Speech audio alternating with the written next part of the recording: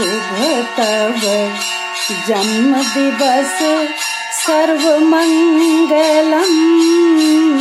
शुभ तव जन्म दिवस सर्वमंगलम। शुभ तव जन्म दिवस सर्वमंगलम। शुभ तव जन्म दिवस रीत सुंदरम। जय जय जय तव सीत साधनम। जय जय जय तव सीत साधनम। सुख शांति समृद्धि चिरजीवनम।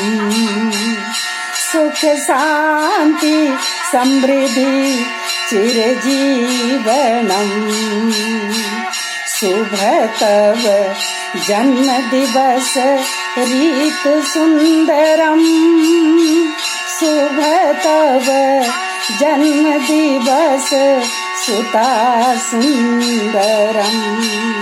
शुभ तव रीत सुंदरम मंगलम। शुभ तव सुता रीत सुंदरम। शुभ तव जन्म दिवस मंगलम। शुभ तव सुता रीत Sundaram. Many happy returns of the day रीत बेटा। आज आपका जन्म दिवस है। आज आपको एक स्पेशल उपहार इस आशीर्वाद के साथ मैं देना चाहती हूँ।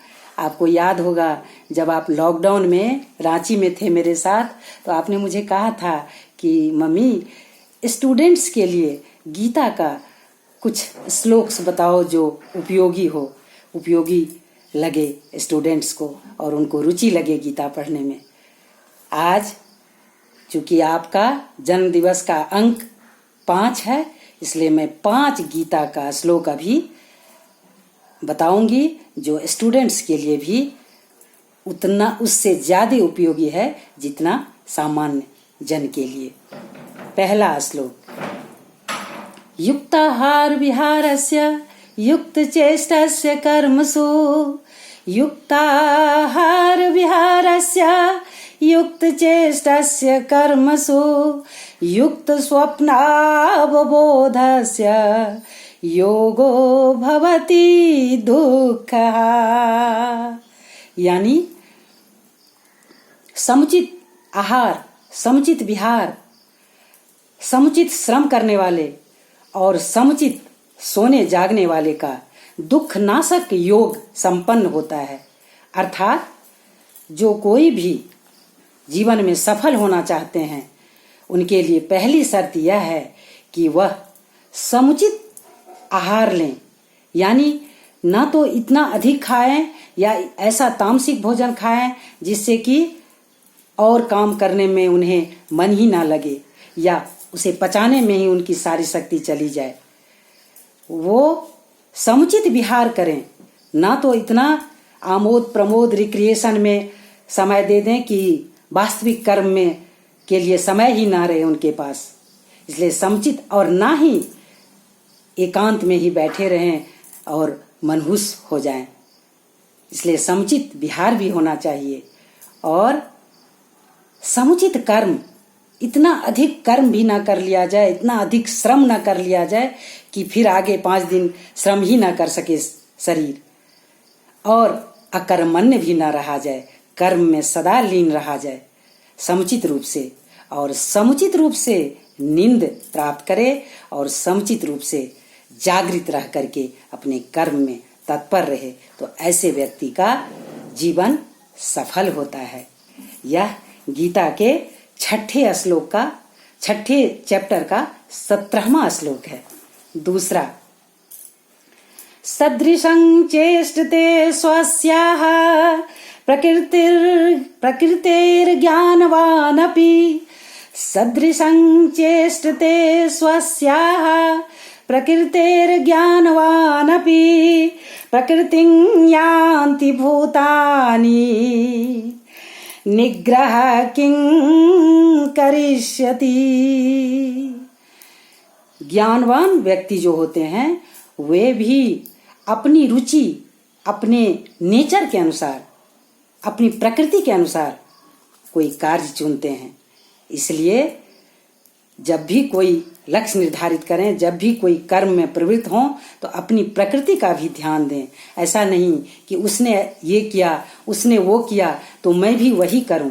आपकी प्रकृति जैसी है, आपकी रुचि जैसी है, आप वैसे ही कर्म में प्रवृत्त हों तो आप निश्चित रूप से सफल होंगे। और अगर दूसरे तरह का कार्य करेंगे देखा देखी में तो यह हठ हो जाएगा, और हठ कभी भी संपूर्ण सफलता नहीं दे सकती है। इसलिए जब भी करें अपनी रुचि के अनुसार, प्रकृति के अनुसार, क्योंकि प्रकृति में जितने भी जीव भूत हैं वे सभी अपनी प्रकृति के अनुसार कार्य करने में ही प्रसन्न होते हैं। यह गीता के 3 अध्याय का 33वां श्लोक है। तीसरा, सुख दुखे समे कृत्वा लाभालाभो जया जयो। सुख दुखे समे कृत्वा लाभालाभो जया जयो ततो युद्धा युजस्व नैवं पापं वाप्यस्यसि। जो जीवन में आगे बढ़ना चाहते हैं, सफल रहना चाहते हैं, निरंतर कर्म में प्रवृत्त रहना चाहते हैं, वे सुख में, दुख में, हानि में, लाभ में, जय में, विजय में, सभी में समभाव रखें। कभी भी विचलित ना होवे, कभी भी अति प्रसन्न ना होवे, और सभी परिस्थिति में समभाव रखते हुए युद्ध में लगे रहें। कहने का यह तात्पर्य, यह जीवन भी युद्ध ही है, और विद्यार्थी जीवन तो एक लंबे समय तक चलने वाला युद्ध है। इसलिए इसमें जब आप युद्ध कर रहे होते हैं तो कभी असफल भी हो सकते हैं, कभी दुखी भी हो सकते हैं। उससे अपने को प्रभावित नहीं करना है और निरंतर कर्म करते जाना है, तो एक न एक दिन आपको सफलता मिलेगी, आप प्रसन्न होंगे और आपको कोई भी पाप भी नहीं लगेगा यदि आप संतुलित रूप से चल रहे हैं। यह गीता के 2 अध्याय का 38वां श्लोक है। तीसरा, कर्मण्येवाधिकारस्ते मा फलेषु कदाचन मा कर्म फल हेतुर्भुर्मा ते संगस्त्व कर्मणि। आपका अधिकार केवल कर्म पर है, कर्म के फल पर नहीं।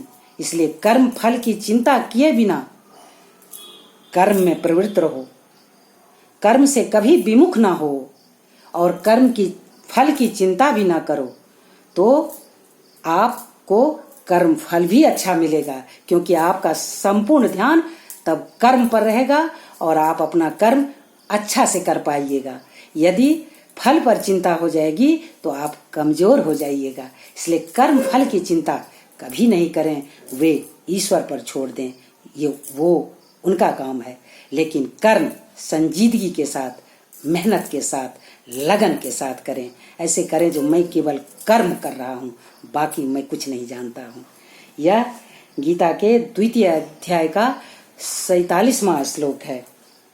और अंतिम में जो श्लोक मैं कहने जा रही हूँ वो यह है कि स्टूडेंट लाइफ बहुत लंबा चलता है, इसमें कोई मजबूत संबल रहना चाहिए साथ में। तो माता पिता के अलावे ईश्वर पर भी भरोसा रखें। जो जिन ईश्वर को भी मानते हैं, जिसको भी मानते हैं, उसमें अपनी श्रद्धा और विश्वास रखें। तस्मात् सर्वेषु कालेषु मां मनुस्मर युद्ध च। इसलिए सभी काल में प्रत्येक क्षण ईश्वर को स्मरण करते हुए कर्म करो, युद्ध करो, लगे रहो। तो मयर्पित मनो बुद्धिर मामे वैश्यस्य संशयम। तो ऐसे मन बुद्धि वाले जो व्यक्ति होते हैं, जो ईश्वर में मन लगा करके कर्म में प्रवृत्त रहते हैं, उनका सभी कार्य निर्विघ्न सफल होता है। इसमें कोई संशय नहीं है, क्योंकि ईश्वर की कृपा उन्हें प्राप्त होती है।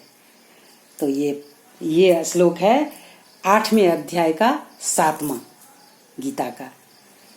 तो रीत, आप से मैं और आपके डैडी वैसे भी बहुत प्रसन्न रहते हैं, क्योंकि आप में कुछ ऐसी विशेषता है।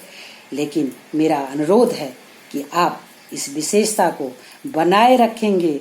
बनने में बहुत समय लगता है, किंतु गिरने में क्षण मात्र लगता है। इसलिए गीता दर्शन, रामायण दर्शन की बातों को जेहन में रखते हुए कर्म में प्रवृत्त रहें, तो आप सुखमय जीवन सदा प्राप्त करेंगे। हम सबों का आशीर्वाद आपके साथ है। ईश्वर का आशीर्वाद भी आपके साथ सदैव रहेगा। God bless you, God bless you.